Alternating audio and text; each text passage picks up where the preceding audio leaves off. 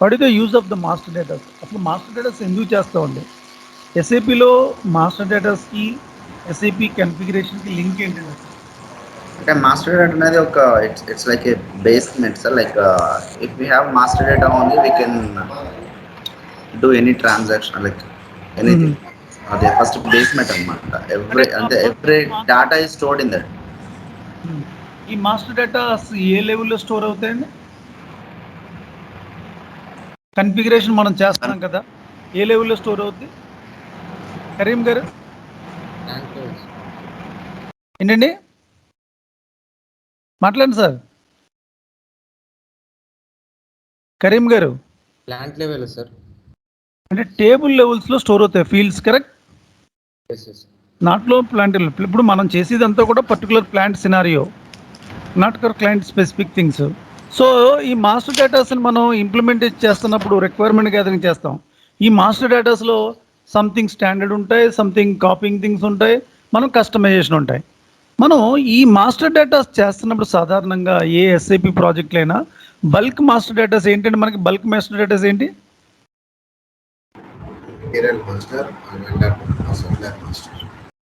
మాట్లాడండి sir. Material master, ఇప్పుడు ఒక మాస్టర్ డేటా టెంప్లెట్ని మనం ఒక రిక్వైర్మెంట్ గ్యాదరింగ్ మనం మెటీరియల్ చేసాము, వెండర్ చేసాము, మనం యూజర్కి ఆ టెంప్లెట్ ఇచ్చినప్పుడు ఆ టెంప్లెట్ని ఎలా ఎక్స్ప్లెయిన్ చేయాలండి? జనరల్గా మీకు అర్థమైన కాన్సెప్ట్లో యూజర్కి ఆ టెంప్లెట్స్ ఇస్తాం. మెటీరియల్ యూజర్స్కి మెటీరియల్ టెంప్లెట్ ఇస్తాం, వెండర్ ఆర్ సప్లయర్ యూజర్కి సప్లయర్ మాస్టర్ టెంప్లెట్ ఇస్తాం. ఆ టెంప్లెట్ ఇచ్చినప్పుడు మనం టెంప్లెట్ని ఎలా ఎక్స్ప్లెయిన్ చేయాలి? క్లయింట్తో ఎలా మాట్లాడాలి? కంపల్సరీ మాస్టర్ డేటా టెంప్లెట్ అనేది రిక్వైర్మెంట్ గ్యాదరింగ్లో కంపల్సరీ ఒక వర్క్షాప్ ఉంటుందండి. మాస్టర్ డేటా టెంప్లెట్ కానీ వెండర్ ఆర్ సప్లయర్ మాస్టర్ కానీ ఒక వర్క్షాప్ కంపల్సరీ ఉంటుంది. అక్కడ మనం యూజర్తో ఎలా ఇంటరాక్ట్ అవుతామండి, అసలు మనం క్లయింట్తో ఎలా మాట్లాడతామండి? జనరల్గా ఇప్పుడు మాస్టర్ డేటా రిక్వైర్మెంట్ గ్యాదరింగ్ చేస్తున్నప్పుడు మెటీరియల్ మాస్టర్కి మెటీరియల్ యూజర్స్ వస్తారు, వెండర్ ఆర్ సప్లయర్కి సప్లయర్ యూజర్స్ వస్తారు. మనకి ఇప్పుడు కరెంట్ సిస్టంలో మేబీ మనకి ఒక 10,000 ఆర్ 20,000 మెటీరియల్స్ ఉన్నాయి. ఇప్పుడు పైన ట్యాబ్స్లో మెటీరియల్ మాస్టర్లో అన్నీ ఉంటాయి. మనం క్లయింట్తో ఎలా ఎక్స్ప్లెయిన్ చేస్తామండి? అవన్నీ ప్లాంట్ లెవెల్లో ఫిల్ చేయమంటాం. మొత్తం క్లయింట్ అంతా ఫిల్ చేస్తాడు. కరెంట్ సిస్టంలో ఉన్న మొత్తం మెటీరియల్స్ అన్నీ స్క్రాప్ అమౌంట్ తీసేయమంటే తీసేస్తారు. వాళ్ళు మొత్తం తీసేసి ఎగ్జాక్ట్ ఎస్ఐపిలోకి ఏం కావాలి అయ్యే తీసుకుంటారండి. తీసుకున్నాక అది ఏం చేస్తారండి? అది మనకి అంటే అది అప్లోడ్ చేస్తారు సార్. అది ఎవరికి ఇస్తారు, ఎలా చేస్తారు?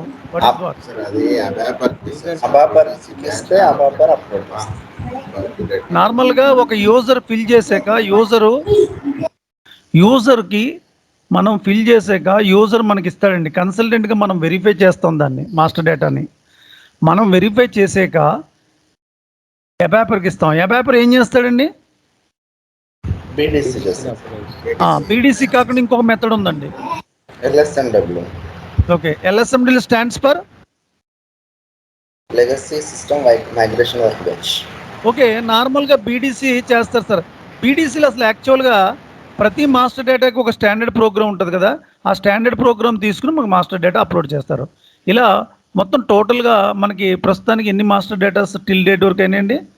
Material master, vendor or supplier master, purchase info record, source list, contract, scheduling agreement, purchase requisition, మనకి ఇంకా 2 ఉన్నాయండి, RFQ అండ్ పర్చేజ్ ఆర్డర్.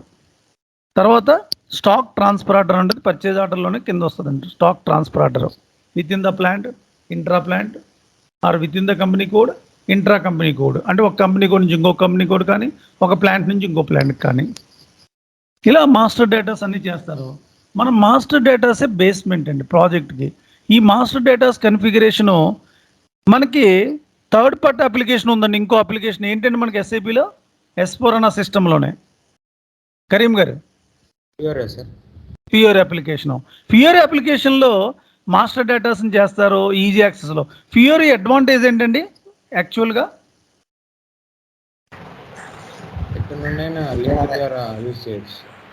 ఏంటండి?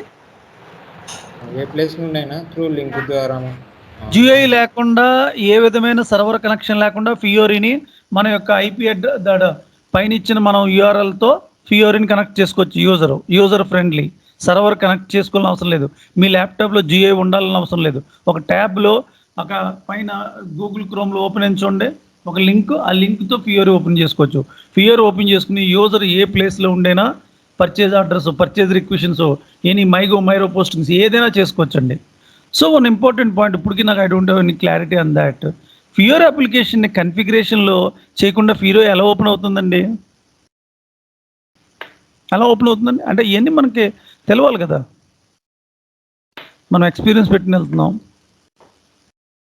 కన్ఫిగరేషన్ లేకుండా ఫియోరీ ఎలా ఓపెన్ అవుతుందండి? ఫియోరీ అప్లికేషను ఎన్ని లింక్ ఏమన్నా ఉందంటారా? ఫియోరీ అప్లికేషను కన్ఫిగరేషన్ మనం చేయకుండా ఫియోరీ ఎలా కనెక్ట్ అవుతుందండి? మాస్టర్ డేటాస్ అని ఎప్పుడు కూడా కన్ఫిగరేషన్తోనే రన్ అవుతాయి. మనకి సర్వర్లో అయితే కనుక కన్ఫిగరేషన్ ఎస్పిఆర్ఓలో ఉంటుంది, ఈజీ యాక్సెస్లో మాస్టర్ డేటాస్ చేసుకుంటారు.